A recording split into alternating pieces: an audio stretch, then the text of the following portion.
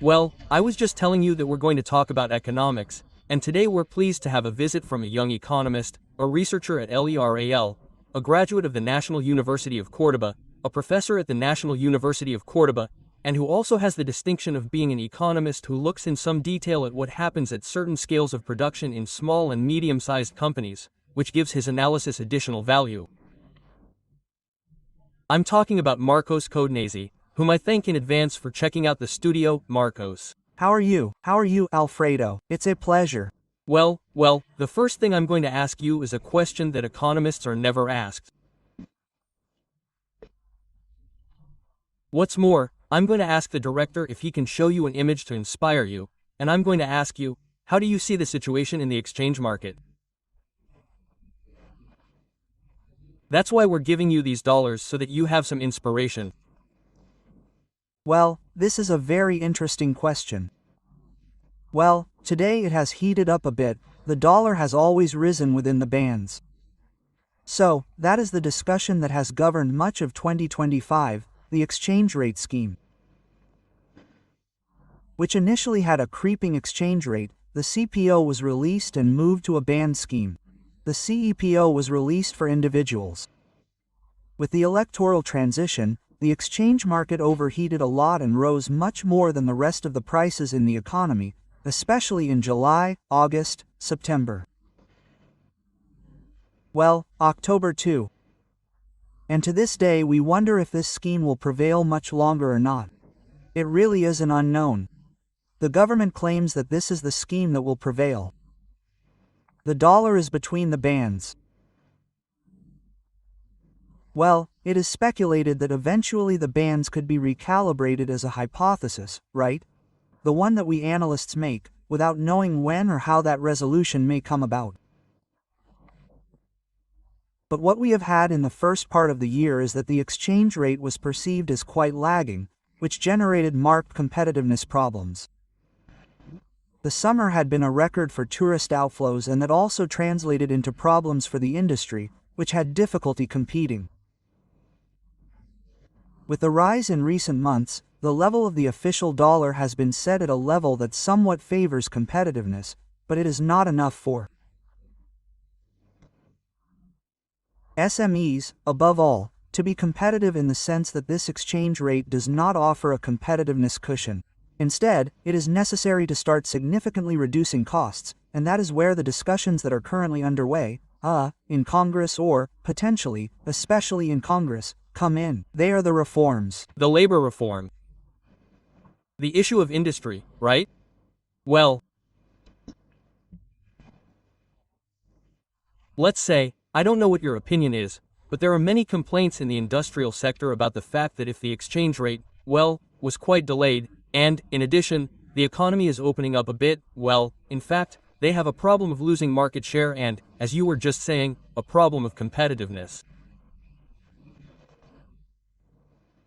What can factories, industries, let's say, expect?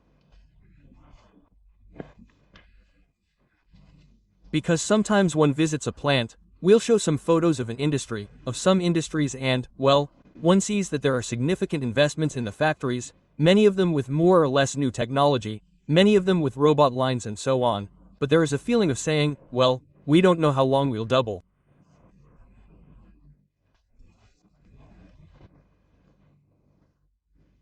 Well, what has been observed since my law was enacted is a very marked sectoral reconfiguration. If you look back from the beginning of the administration until now, there are three major sectors that have done well. Let's not say they benefited, they simply had better conditions to possibly face this whole transition. From an economic model with high inflation, exchange rate gap, and protection to a freer one, with the lowest average exchange rate, no exchange rate gap, and lower inflation.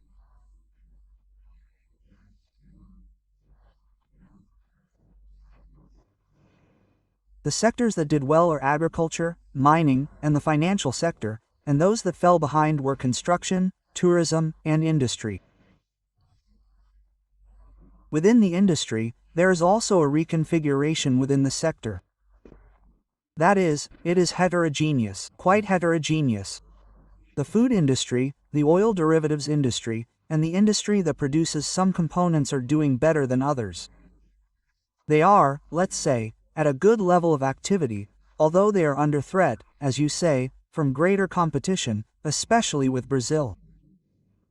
Now, the agreement with the United States would possibly offer greater competition in some segments of the industry, in others it may open up markets, and there are a large number of segments within the industry. We counted about 80% of the industry that is clearly below its production level compared to when this government started. In other words, most of the industrial branches are in trouble, mainly textiles and metal mechanics, which are very low. They are down 20% or more. You liberals, how do you see next year? What are you seeing? The government is quite optimistic. Well, maybe every official has to be, but because it thinks it will implement reforms, that this will improve competitiveness and also estimates growth rates for the main product. How do you see it?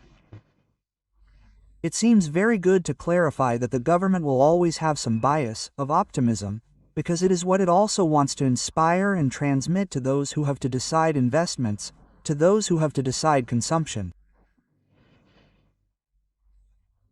Personally, I think that the electoral transition these 2 months, let's say, that we have had, August, the results of September or October, until there was a definitive result, slowed down the decisions a lot.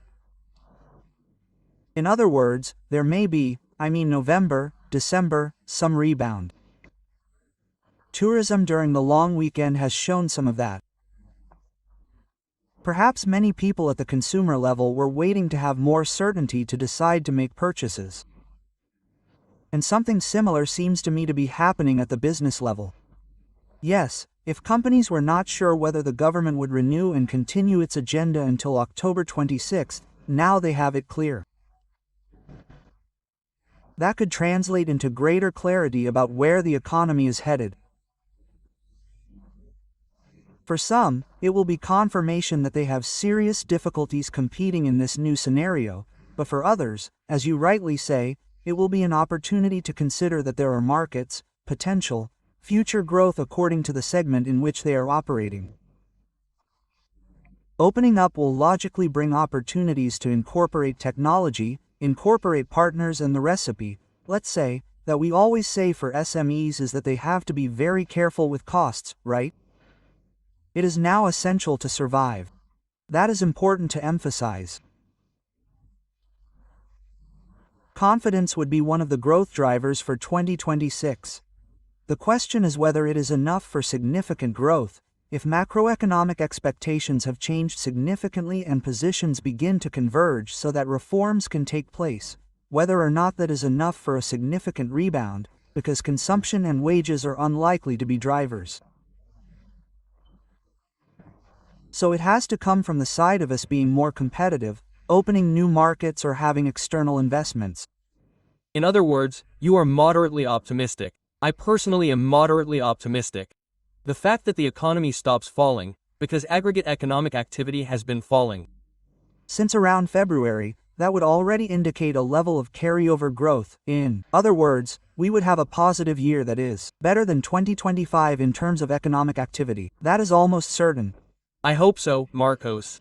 I really appreciate you coming. I will invite you next year when I start to see data on the evolution of the economy in 2026. Thank you very much.